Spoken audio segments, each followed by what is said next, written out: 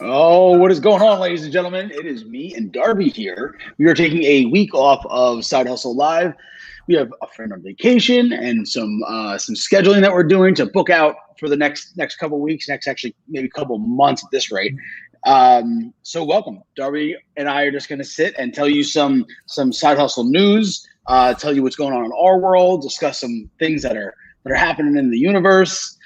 So if this is your first time, welcome.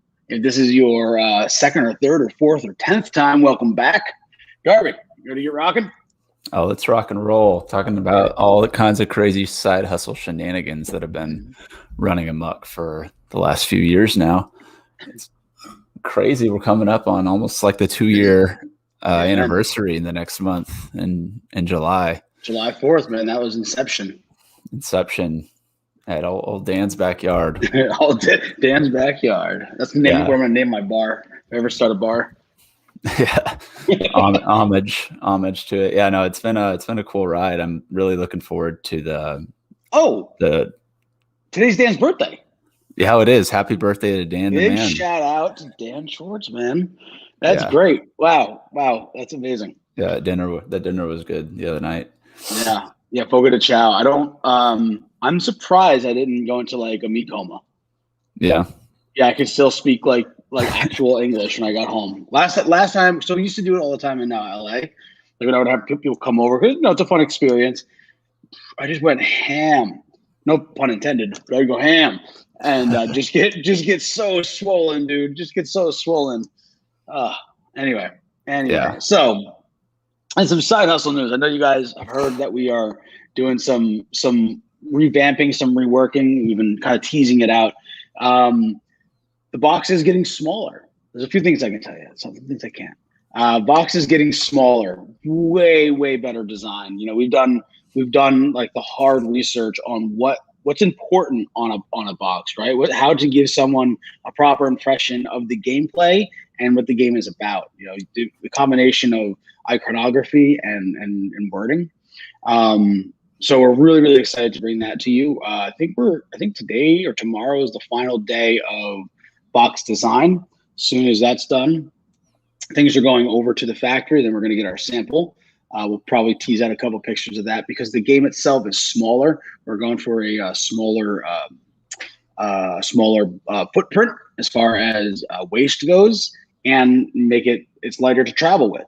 So that combination I think is really gonna help us with sales and desire. And it's, as a new company, jumping onto the business side, as a new company, people they don't know us, right, as well as we would like them to know, so that we want to make sure that they're not taking a risk, they're making a decision.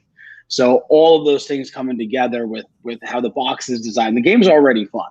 We have to let them know and make them comfortable enough to take a quote unquote risk in playing this game, because there's so many games out there, but very few like ours. So we want to make sure that we send a clear message with the box. This is I think one of the biggest things that has happened in the business in 2 years. I think this is going to be a really big leap for us. What do you think about that, Darb? Well, just from like the portability of it, I'm looking forward to it. This is a game that is transferable anywhere, whether you're going camping or whether you're at the office with some people, or your friends' houses and doing a game night. Just making it take up a little less like space by improving the design. Like you said, it's going to lower the amount of waste and material that is being used, but it's just making it more compact for people to take the game where they're going, experience it, show it to new people. And I know that like the quality is going to continue to improve. So, definitely. I'm excited about it. Yeah. And, that's one of the cool things that with iterations in anything, I'm still going to call it new. It's 2 years old, but it's still a toddler as far as business is concerned. The internal changes that I don't know if we're ready to talk about. Still same great game, but we just made some slight changes to make it even more fun and as I said, reduce waste. I don't know if we're going to announce those yet. Maybe when we get the sample, we'll show you guys. But it's I think one of the most fun parts is when you recognize and you look back and you recognize what you didn't see before, right? So as you're growing and building the business and stuff like that, you think you have a finished product, but it's never really finished, right? It's always growing, always expanding, always being honed, right? So so this is my favorite part, and Tomer's been leading the design with Blue Rabbit Studios. Dan Catano, big shout out. And just doing a wonderful job. Every time I look at it, I'm blown away by the collaboration of those two. Yeah, no, Blue Rabbit Studios and EQ puts out some extremely quality work from the design side. So, yeah, really looking forward to seeing the continued progression of the game. And something you're talking about the game as being kind of growing, and we're always improving, and that's kind of a theme that I've seen across the people that enjoy this game so much. Is there's kind of a common mindset amongst, especially like the entrepreneurial crew that gets this game right out the gate. It's it's a way that they can be productive while they play. And some of the you're saying like, what is productive play, and like how do we shift away from the mindset of, oh, this was a fun night, but I feel like all we did was get wasted and it was laughs, but I didn't really feel like I walked away from anything better as a result of it. And so it's kind of evolving as the world is evolving, I guess, and how like our audience is one that's always growing, always changing, and how can we support that with like what we've just sometimes pie in the sky, what can this thing grow into, but like the obvious expansions that are going to continue to come from this to kind of meet different criteria and meet the needs of people, and the partnerships that'll come from it that can help us connect with more people.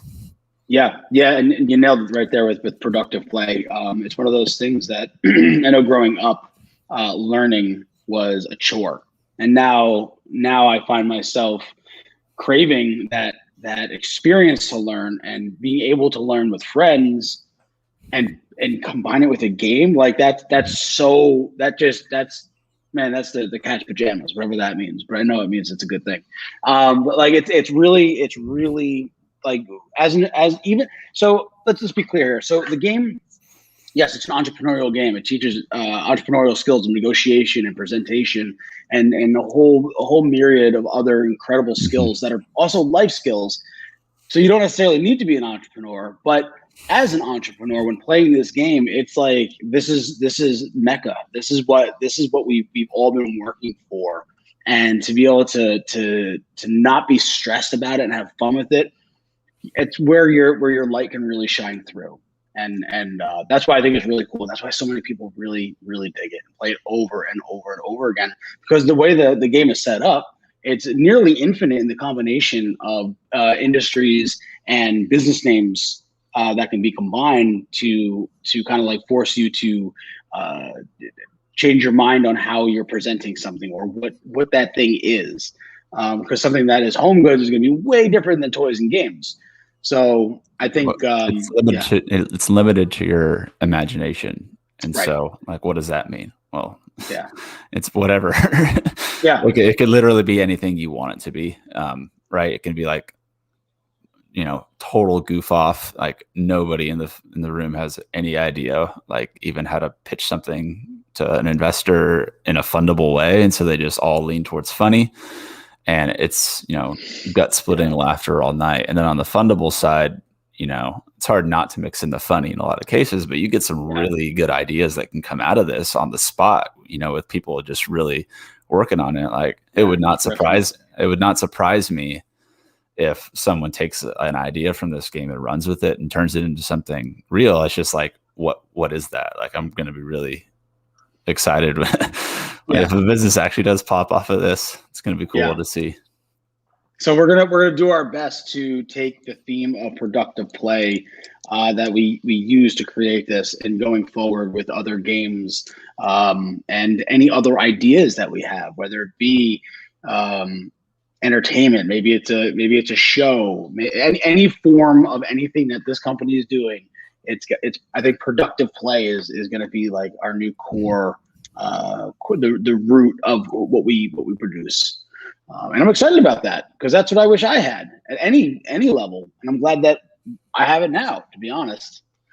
So yeah, so that's pretty rad. So let us know what your thoughts are about productive play. Is that something that you try and incorporate into your life anyway? I'm sure there's a lot of ways that you do it inherently. Let us know. Shoot us an email at tim@playsidehustle.com.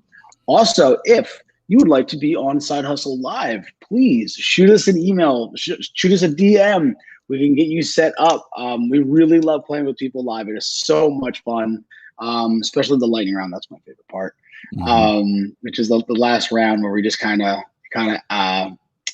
just go for it, right? We pick a industry. We all share the same industry, but each one of us get a unique business name and have to pitch on the spot. So if you are interested, give me a shout at tim@playsidehustle.com. Darby, you want to chat about some? Okay, what you gonna say? Well, I was gonna say like. Oh, you're muted. Oh, okay, that'll do it.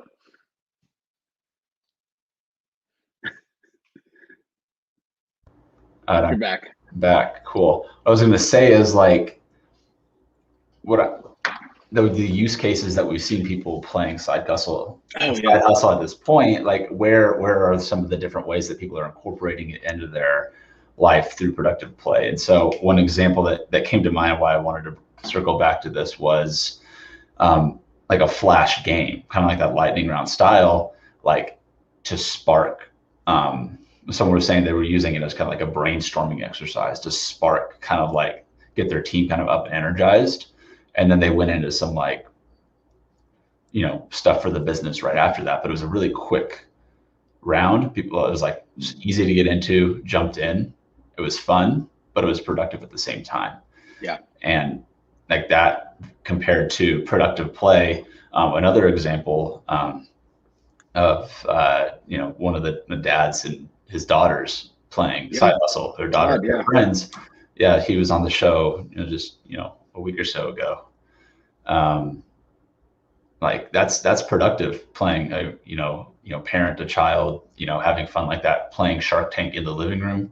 It's really like bringing that Shark Tank atmosphere anywhere you go. But now everyone's able to do it. And it's, I'm loving the educational side of things. Like where is this kind of going as we're looking at, incorporating productive play from youth all the way up? How can we support, really for kind of like the long haul, at least in some sense of it. So are there any other interesting use cases that you've seen people playing this at? I'm curious kind of like how broad it ranges. So Molly Montgomery used it as kind of like an icebreaker with her. It's escaping right now the name of her. It's a really great name too of her event that she did. And people. That's right. Yeah. She did. And so it was cool to kind of use it to break the ice and just keep people a little bit loosened up. Get there because when you go to anything, whether people or not, it's a little like tight. Right. You don't know what to expect. You don't know everybody. So it's like, you're kind of like the stranger. You kind of end up acting like a house cat, just like hanging around the perimeter. Yeah. But when you're presented with a game to play with people that are next to you, next thing you know, especially if it's like a 3-day event, I know I've done stuff with 3-day events that I bonded with the people next to me. And next thing you know, like we are going to dinner and lunch and all this stuff together. And it really opens you up for, deeper relationships, not just there getting input. So I know Molly's been doing that. I just heard from one of our backers that they were using it at like an entrepreneurial mastermind. Awesome retreat. Probably something very similar to that. And it was on Clubhouse the other day too. I think it was Todd that was doing that. Yeah, that was probably the coolest thing I've seen. In a while, as far as something unexpected. It was pretty cool. Someone shot me a message in Facebook and. Because they found a Clubhouse room that was just randomly that popped up and started playing Side Hustle. So like they sent me the link. I jumped in. I was like DMing the people on the panel. I was like, hey, like I want to say hi. It was cool. There's like, I don't know, like 10, 20 people, whatever, throughout the time I was on, but just kind of like just got started. People from all over the world playing just on a Clubhouse room. Like literally anybody can do this. Yeah. I think that kind of sends a message that this can be played anywhere. Like it could be in person, it could be on a Zoom call or some kind of video conferencing like we play every week, or Clubhouse. Like you can play on a telephone. Like Clubhouse is a purely audio platform, and if they're killing it on that's excellent. That means that we did our job correctly, you know, in the sense where you don't need much and you're the important mechanic in the game. Yeah, the most important mechanic is you. Yeah. So that's great. That's great. Yeah, let's break off for a little bit. Darby, what are you working on? What's going on in your world? In my world, I am still building a lot of Amazon listings. Got work with a small select few clients that we do more volume now. Is kind of where I'm hearing less one-off listing projects. I mean, it can be done, but ideally, the clients that I'm working with now there have, some level of volume, whether it's 5 listings a week, 20 listings a month, 50 listings a month.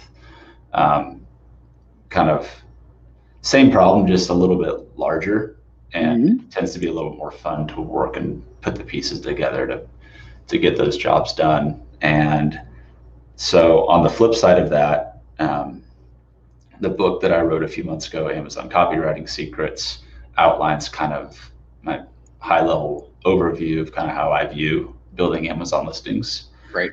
And that can be found on Amazon, correct? Yeah. So that's just on Amazon. And I wrote the book to essentially just kind of be like a lead magnet to, show some insight, provide some value, connect with, the right new clients. And it's doing its job so far. I haven't put really any serious marketing behind it, but it's not really, I don't really care to sell 1,000 copies of it a month, but I've sold 10 on Amazon this month, and not tracing them back to anywhere in particular. So at least it's getting into some people's hands, which is nice. And I'm going to continue to kind of and build that out as needed. But some of my focus outside of like Sidehustle stuff, obvious, like what we talk about every week on here, is on helping people now, like business owners and other entrepreneurs that want to write books like this that are, short kind of expert-based books that, improve their like credibility and authority in a given industry. And so now we're using AI and Jarvis and that stuff to help a lot more folks. And we've got right now at least 30 or so people registered for the next challenge that's coming up on June 7th. Okay, so it's a couple of days away. Yeah, so I'm just going to be following back up with a lot of people this week just to see if anyone else is on board. We'll probably cap it at 50 for this next one, but we're already, people are already starting to sign up for the June to July challenge, which will be on July 12th. Okay. Where can people go to sign up for the June 7th one? Writingwithjarvis.com is where you can check that out at. Yeah, right now. And on June 7th as well, published with Jarvis, the book that I co-authored with Zachariah is going to be that's right, releasing officially on Amazon and hopefully more places. But yeah, so that's going to be a good push for next week. Really excited about that, how the cover turned out, and really just giving people an inside look who are inside of the community with us and taking this challenge. Like, what can you really accomplish in like a 90-day window, or 6 months or a year, right? When you look back at just, I'd never written a book before or published one, much less, but, writing one in January and now being able to help dozens of other people do the same, the number's only going to grow. So it's pretty Yeah. cool. Cool spot to be in, especially with the AI aspect of it. And Oh yeah. just the potential is still so far from where it's like really going to be. And so it's almost like, it really is like a new challenge every time we go through it, because now we have new tools that everyone learned how to use in the month before, and conversion AI is updated. Yep. 20 new templates. But it's growing pains. It's productive. You know what I mean? Yeah. It's not. Yeah. I'm. The more I learn about conversion AI, the more excited I am about it, and how it can help people express what they're working on. It's. I think a lot of us have. They don't necessarily trust ourselves as experts, even though we are. And I think this allows us to kind of put a voice to our thoughts and really show like, oh no, I am actually an expert. So it's a great tool to really express yourself. Yeah. I mean, like it's amazing how a tool like that can get traced back to like, years and years ago, like before conversion AI is even a thing. And like this AI stuff, like how many things had to happen for us to get to the point of this AI being where it's at now. But it's like, the thing that blows my mind is like the possibilities that it unlocks, right? Yep. As a result of like breaking through barriers, whether it's, oh, I can't write a book because I can't get past writer's block, or if it's some game changing, technology that like cures cancer, you know what I mean? Like something right. It's like, it's so wide ranging. It's just, it's gonna keep on compounding. The more it's used, the more it learns. The more it's used for different things, the more it learns. Pretty rad. It's pretty rad technology. Pretty rad. Are you using it much with like the podcast stuff? Because I know you're writing. Yeah, so we're gonna actually be doing not with the podcast stuff, but I'm actually going to be setting up some campaigns for the pods coaching. So it'll drop to the pods landing page, which is, if you guys want to go, timpalladino.com/pods. That's PODS. It's one of my new coaching programs that I'm opening up to not just my friends and people around me. It's anyone out there that, if you fit two qualifications, super simple. If you if you have if your business has been around for at least a year, and your business is your main source of income, that's all I care about. I don't care how much. It's just that I just need to know that whatever effort you put in, you're taking seriously. And that's really it. But it's the coaching program that I'm going to be running ads for in the next week or two. So that's where I'm really, and I think that's actually kind of like the genesis of conversion AI, right? That it was more like ad and marketing copy. Yeah, it kind of started out as being like conversion driven, right? To whatever you want someone to convert more, right? It comes down to the copy, but I think they're going a little bit more broad than that now. I mean, like so many people use it for like optimizing blogs and SEOs and stuff. Like,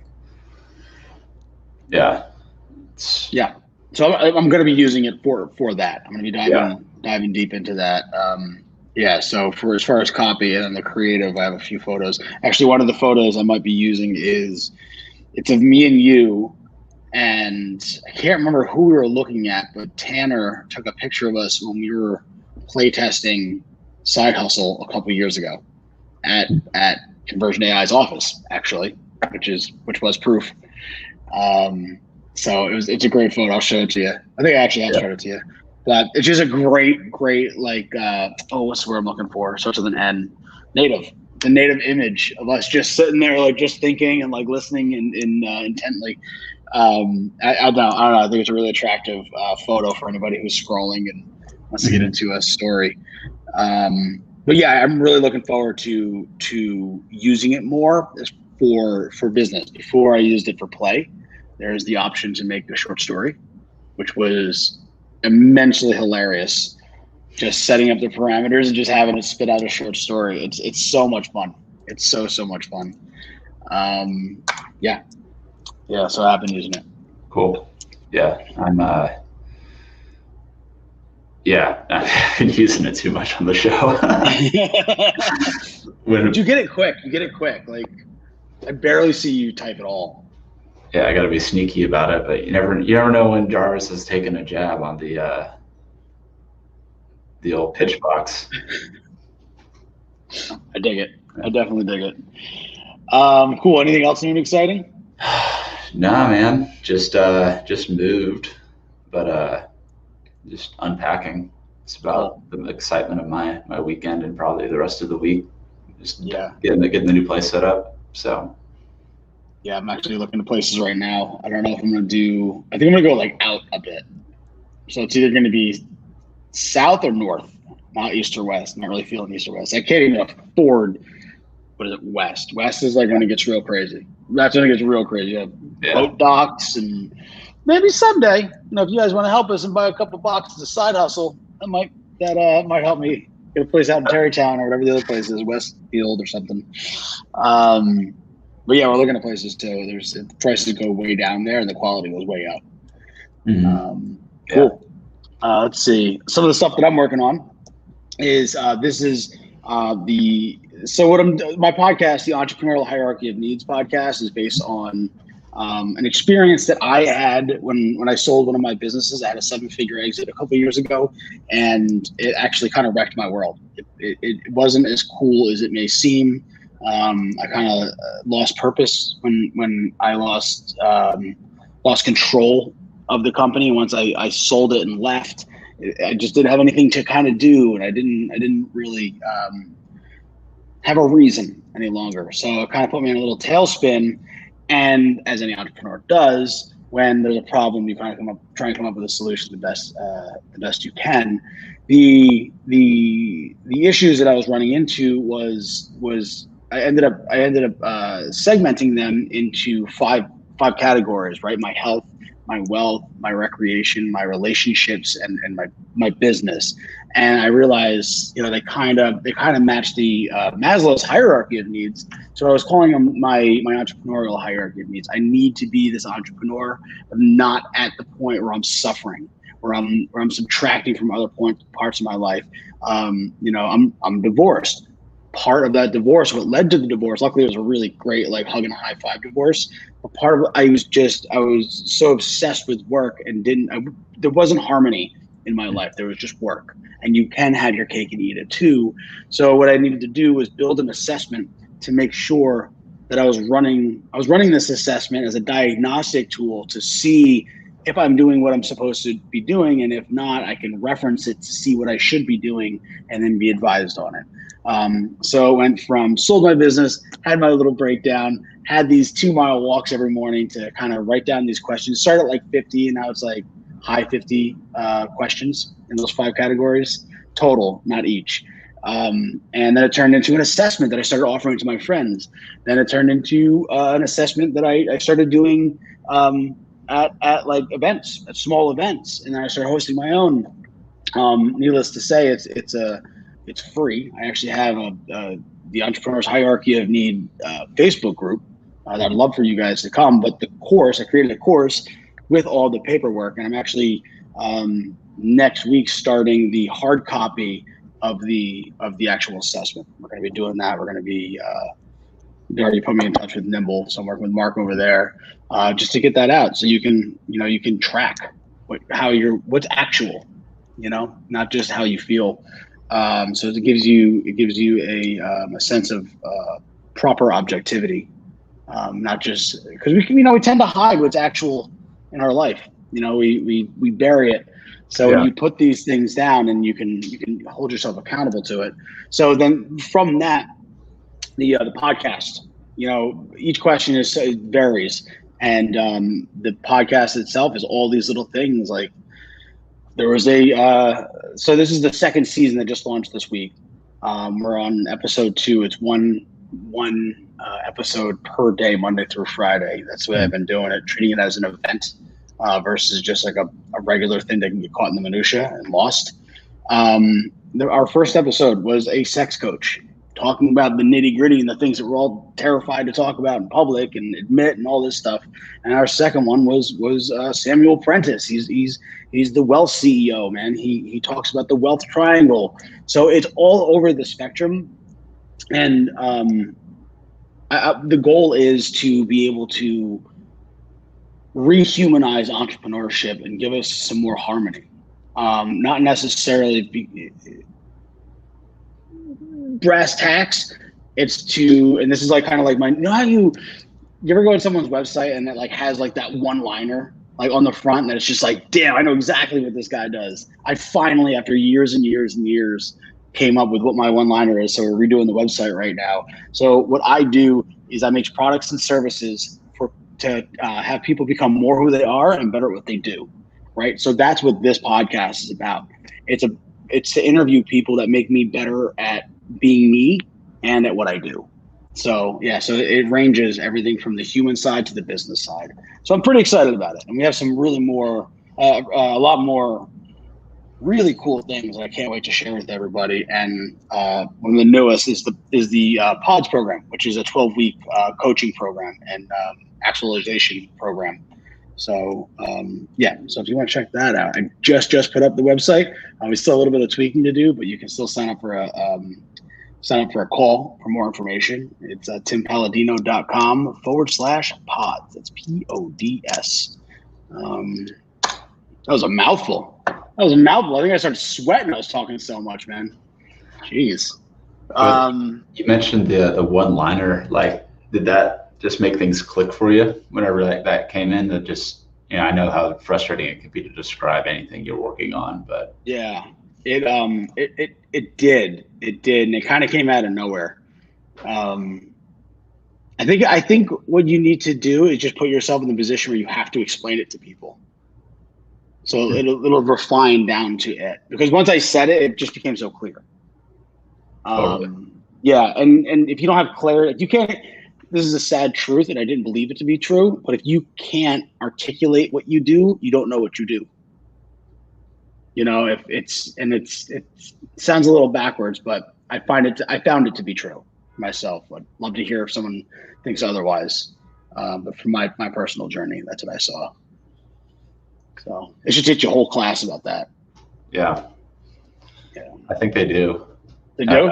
Well, I mean, like, kind of, right? Like, articulating the message, like it's kind of what StoryBrand kind of does. Where that, I guess. Oh yes, dude, StoryBrand is where it's at. StoryBrand is where it's at. That's something I suggest for every business too. Mm-hmm. Just getting in there, knowing your message, knowing who the enemy is. Quote unquote enemy. What problem are you trying to remove from the world or this person's experience with your business? Mm-hmm. It's important, man. It's so important. One of the things I like about being an entrepreneur in 2021 is that we're humans selling things to humans. Mm-hmm. There's of course there's a hierarchy in the business structure, but it's all as if we're selling to our family. People take customer service a lot more serious now than they ever have. Yeah, and quality control, quality of output. Yeah, it's all about the experience, right? Someone's going to have with your business and building that relationship with the customer, as opposed to the transactional. People have options now, like more than ever. Yeah. No back. Yep. Yeah, I think at first it was very transactional, right? I'm going to say what I need to say to get you to purchase the thing, and then you're probably going to use it, and you're not going to. And it's going to be the only thing on the market and whatever. And then it became, social media is giving people the power to lash out and say, this product is trash. I was treated like trash. So I think that's what gave people the power back over companies. I'm not trying to make companies sound like the bad guy, but the ethics and how we do business has changed over the last 10, 15 years, even 50 years. So it kind of gave the people the power back, and now those people who have power are starting companies and treating people right, like us. Yep. So I think we're a product of that evolution in customer service. So I'm happy about it. Yeah, from a the cream will rise to the crop, I guess. Mhm. As they say, like, Yeah.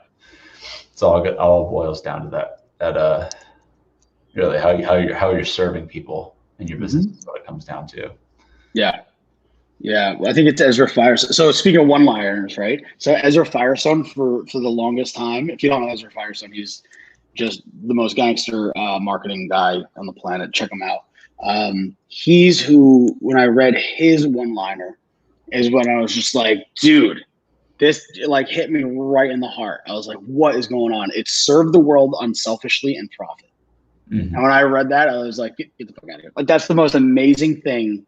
Like, that's the most gangster explanation or descriptor that someone can have for themselves and what they do. So I hope I'm second place. Maybe. I don't know. I have to work on it a little bit more. But that one got me. That one really inspired me for sure. Do you guys have a one-liner on how you describe yourself in your business and what your business does and how it serves? I'd definitely love to hear it. So anything else on your mind? Nah, man, just kind of just riffing, but just, I guess unpacking. I hate it. Yeah. So that's what's on my mind right now. And it's not getting some stuff done, but now I'm just going to dive into, getting ready for this book launch on Monday. So out there, we're going to be doing probably a product hunt launch on Sunday before. Oh, very cool. So that always helps. Yeah. Always helps. Cool, man. Yeah, man. All right. Well, let's we'll reconnect soon. Mm-hmm. For sure. I'll see you next week for dinner. Everybody, thanks for joining us. We might actually post this. It's a good, productive conversation.